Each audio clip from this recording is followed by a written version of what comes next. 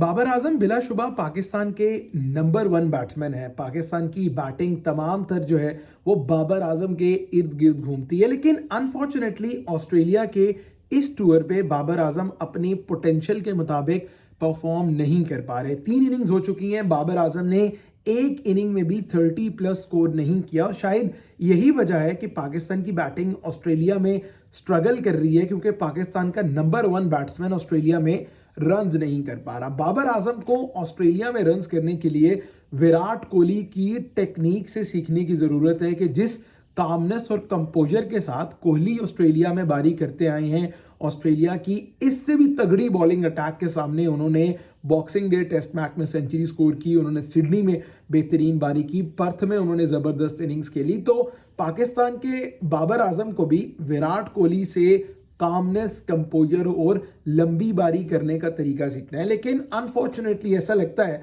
कि बाबर आजम की फॉर्म में डिक्लाइन आने की वजह शायद उनका कैप्टनसी छोड़ देना है। वैसे तो ये कहा जा रहा था कि जब बाबर कैप्टनसी छोड़ेंगे उनका सारा फोकस उनकी बैटिंग पर होगा, लेकिन ऐसा लगता है कि Babar Azam on the field भी जब होते हैं तो वो कहीं ना कहीं खोए हुए दिखाई देते हैं, वो इतने एक्टिव नहीं दिखाई देते। जब वो बैटिंग करने आते हैं तब वो फील नहीं आ रही। बाबर आजम की बैटिंग में पाकिस्तान का कोई भी क्रिकेट फैन जब भी बाबर को खेलते देखता था तो एक खास फील होती थी कि बाबर आजम खेल रहे हैं। उनकी कवर ड्राइव, उनकी ऑन ड्राइव, वो जब पुल करते थे कंप्लीट अथॉरिटी के साथ बाबर आजम बारी करते थे, लेकिन वो अथॉरिटी उनकी बैटिंग से मिसिंग नजर आ रही है।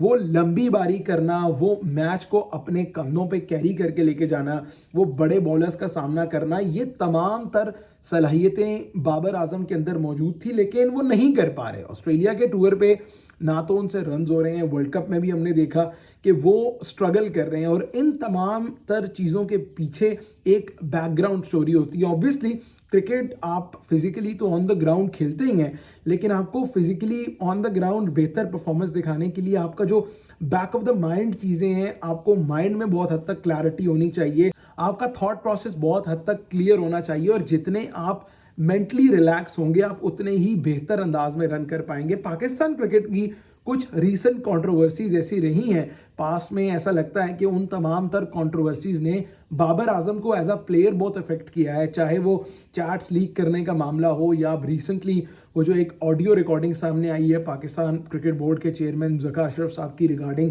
बाबर एंड मोहम्मद रिजवान, वो हो। इसके अलावा जिस तरह बाबर आजम को कैप्टनसी से उतारे जाने वाली चीज़ हो, तो बहुत सी ऐसी चीज़ें हैं जिनके बारे में कहा जा सकता है कि उन्होंने बाबर आजम को मेंटली बहुत ज़्यादा इफेक्ट किया है कि ऑन द फील्ड उनसे उस किस्म की परफॉर्मेंसेज नहीं आ रही। लेकिन एक प्लेयर या एक बड़ा प्लेयर वो होता है जब उस पर सूरत हाल मुश्किल होती है, जब कंडीशंस टफ होती हैं, जब ओपोनेंट टफ होती है, जब मेंटली आपके लिए मुश्किल सूरत हाल पैदा कर दी जाए, आप उन कंडीशंस में, इन सिचुएशंस में, उन सर्कमस्टांसेस में परफॉर्म करके प्रूव करते हैं कि आप बड़े खिलाड़ी हैं। बाबर में नो डाउट टैलेंट भी मौजूद है, स्किल सेट भी मौजूद है, कैपेबिलिटी भी मौजूद है, वो अडेप्ट भी बेहतर अंदाज से कर सकते हैं। हमने देखा है साउथ अफ्रीका में किस तरह उन्होंने बारी की, ऑस्ट्रेलिया में इससे पहले 2 टूर वो कर चुके हैं, टूर पे उन्होंने सेंचुरी स्कोर की, लेकिन ओवरऑल उनकी ऑस्ट्रेलिया में बैटिंग एवरेज 25 से कम है। तो बाबर जिस किस्म की फॉर्म में है वो इससे बेहतर प्लेयर हैं और वो इससे बेहतर ऑस्ट्रेलिया में